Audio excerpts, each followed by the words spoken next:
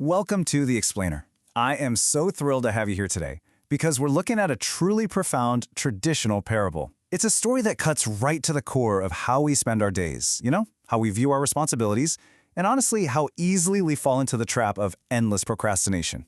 In this explainer, we're going to visually unpack the powerful narrative of a hardworking farmer and a wise Mahatma. We'll explore that constant tension between our daily chores and our actual true life priorities. So get comfortable, focus in, and let's uncover the true meaning behind the real work of life. Okay, let's dive right into this. I want you to keep a specific question simmering in the back of your mind as we go through this entire deep dive. Are you postponing the absolute most important work in your life? I mean, we all have to-do lists, right? We've got jobs, families, bills to pay, the whole shebang.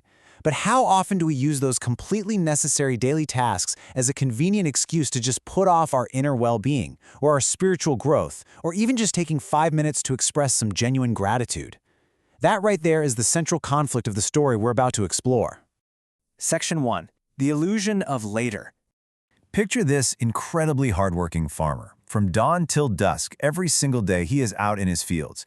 He's tilling the soil, tending to his crops, just completely consumed by the daily grind.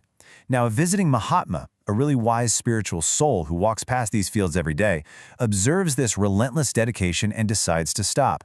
He warmly acknowledges the farmer's hard work, but he asks a really simple, probing question. He says, "Have you ever thought about taking time out for your own work?" Well, the farmer is totally confused. He points to his fields and says, "I am doing my work. I'm providing for my family." And this brilliantly illustrates the core divide here. What the farmer is doing is the worldly work, farming, raising kids, trying to buy land. But the Mahatma clarifies. He says, yes, you're fulfilling your worldly duties honestly, but do you ever take time for the real work? Meaning taking time to remember the Creator, to practice gratitude, and to nurture your own spirit? The farmer is intensely focused on the external, while the Mahatma is trying to point him toward the internal. Part 2. Raising the Family and the Very First Excuse. So when presented with this idea of dedicating time to inner work and gratitude, the farmer just kind of brushes it off. He tells the Mahatma, "Look, I work hard to raise my young kids. I'll think about that real work when they finally grow up." He explains that his current phase of life just requires all of his energy. Which is relatable, right? He's got young kids, mouths to feed, immediate physical needs to meet. In his mind, this inner work is just a luxury he absolutely cannot afford right now. And guys, this is the textbook psychology of procrastination. The farmer isn't saying he'll never do the inner work. He's just deferring it to some magical, unspecified date in the future. He's making this huge assumption that once his kids are grown, his worldly responsibilities will just vanish, leaving him with all this glorious free time. He treats time like it's a guaranteed resource. So the Mahatma just nods silently and walks away. Let's move on and see how this builds across the actual timeline of a human life. Because let's be real, life doesn't actually slow down the way we expect it to. The story jumps forward, several years pass, and the farmer moves rapidly from stage 1, the young father raising kids, straight into stage 2, the grandfather. The fleeting nature of time becomes so incredibly clear here. We always trick ourselves into thinking we're going to get a pause between these life stages, but life just seamlessly, relentlessly flows from one set of responsibilities to the very next. It pulls us closer to the final stage before we even realize what's happening. All right, Section 3. The Desire for More.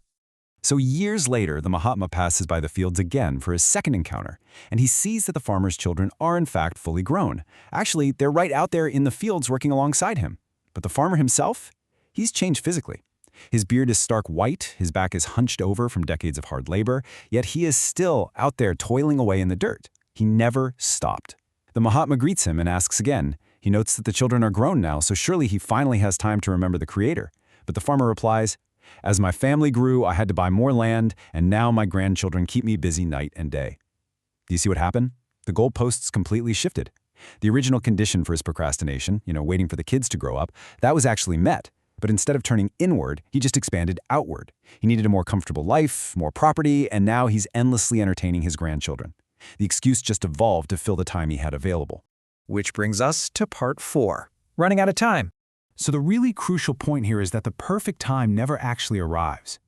The story jumps forward one final time. Many more years have passed. The Mahatma visits the farmer again, but this time he's not out in the fields. That vibrant, hardworking man is gone. We've reached the inevitable, tragic final chapter. The stark reality is that the farmer is now entirely bedridden. He's incredibly weak. His wife has already passed away. But here is the most devastating irony of the entire parable. This man sacrificed every waking second of his life, completely ignored his spiritual well-being, and labored to the absolute bone to provide for his family. Yet as he lies there dying, he feels utterly alone. His family is in the house, sure, but they're all too busy with their own worldly work, their own fields, their own children, to come and sit by his bedside. That worldly cycle just swallowed them whole, too. The Mahatma comes in and sits beside him, offering comfort. The farmer looks up, his eyes filled with tears, and he delivers the emotional climax of our story. He whispers, "I think my time has come, and now it is too late." He finally, truly realizes the trap he fell into. He admits to the Mahatma that he honestly believed he would have time later. He thought time was this thing he could just save up in a bank and spend at the very end. But in his final moments, isolated and weak, the devastating truth hits him like a ton of bricks. The illusion of later has permanently expired. Part 5. The Real Work of Life.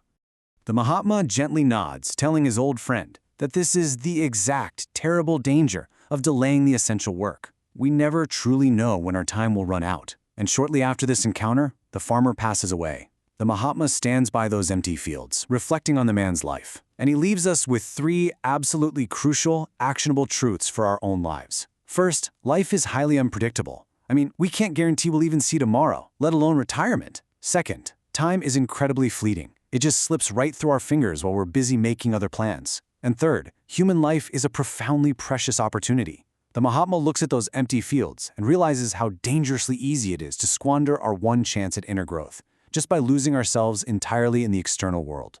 Which brings us right back to you. What is your real work? And are you gonna prioritize it today before time runs out? Seriously, don't be the farmer. Don't wait for your kids to grow up or for your bank account to hit some magic number or for retirement to finally focus on your inner peace, your gratitude, or your spiritual well-being. The only time you actually possess is right this very second. Take a moment today, step away from the worldly work, and do the real work. Thank you so much for joining me for this explainer. I really hope it shifted your perspective as much as it shifted mine. Keep learning, keep growing, and I'll catch you next time.